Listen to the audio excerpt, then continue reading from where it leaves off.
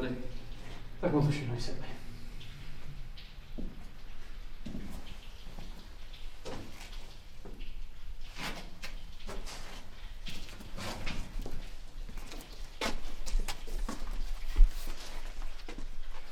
Co ten tady dělá? Má na ruce kufr. Tak proč jste mu ji neodsekli? Cože? Co, vy jste nějaký řeznici, Ivane? Ale ten kufr má on. Ty máš jako vážně blbej problém. Jaký problém? Ten idiot u sebe neměl žádný prachy. Dobře. Tady je 10 000. My chceme tohle. Nebo aspoň půlku tohle. Hledajte, dohoda byla jasná. To, co je v kufru, je moje. To, co má u sebe on, je vaše. Tady je 10 000 jako náhrada. To by mělo stačit. My chceme tohle. Chceme půlku tohohle a to budeme ještě hodně štědří.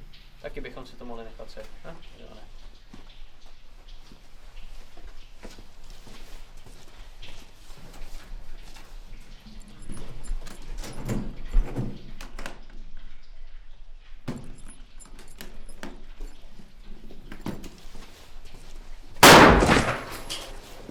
Odhoď tu zbraň, chytráku. Posraný idioti. Neměl vědět, jak se jmenuju. Tak, teď mi to dejte. Je to v kufru. Cože? Je to v kufru. To mi chce říct, že jste to dali zpátky do kufru? Tak ho otevři a dej mi to. Právě si zastřelil jediného člověka, který znal kombinaci.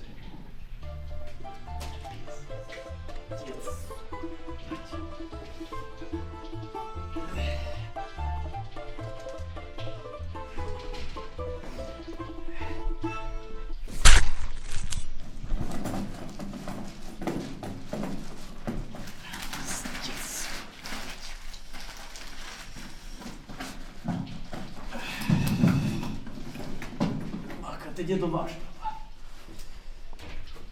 10 táců si můžete nechat jako dárek.